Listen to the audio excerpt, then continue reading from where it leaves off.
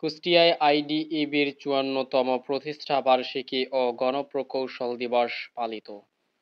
বৈষম্যহীন কর্মক্ষেত্র সময়ের দাবি, এই প্রতিপাদ্যকে সামনে রেখে সারা দেশের ন্যায় কুষ্টিয়াতে গণপ্রকৌশল দিবস ২০২৪ ও institution of diploma engineers Bangladesh এর গৌরবোজ্জ্বল ৫৪তম প্রতিষ্ঠা বার্ষিকী পালিত হয়েছে।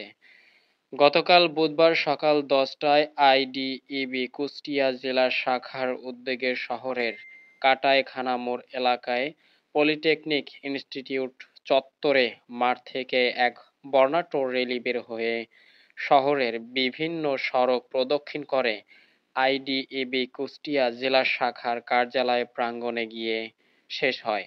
বাংলাদেশ আইডিইবি কুষ্টিয়া জেলা শাখার সভাপতি প্রকৌশলী রফিকুল ইসলামের সভাপতিত্বে আলোচনা সভায় প্রধান অতিথির বক্তব্য রাখেন কুষ্টিয়া পলিটেকনিক ইনস্টিটিউটের অধ্যক্ষ প্রকৌশলী মোহাম্মদ রুহুল আমিন। বিশেষ অতিথি হিসেবে বক্তব্য রাখেন কুষ্টিয়া টিএসসি অধ্যক্ষ প্রকৌশলী মোহাম্মদ রেজাউল হক।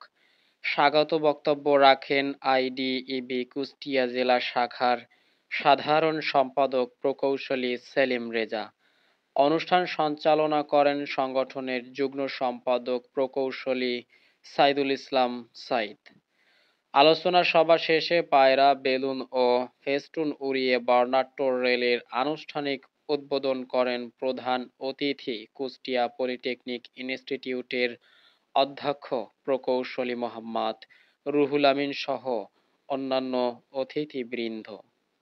অনুষ্ঠানে উপস্থিত ছিলেন আইডিইবি কুষ্টিয়া জেলা শাখার সহসভাপতি প্রকৌশলী আব্দুল আউয়াল খান, সহসভাপতি প্রকৌশলী বাদশাহ মামুনুর রশিদ, অর্থ সম্পাদক প্রকৌশলী মেজবাহুর রহমান, সাংগঠনিক সম্পাদক প্রকৌশলী আসাদুল্লাহ, সহ সাংগঠনিক সম্পাদক প্রকৌশলী এ কে শাওন, চাকুরি বিষয়ক সম্পাদক প্রকৌশলী হারুনুর রশিদ, ছাত্র বিষয়ক সম্পাদক প্রকৌশলী ভিপি আশরাফ বক্তব্য রাখেন।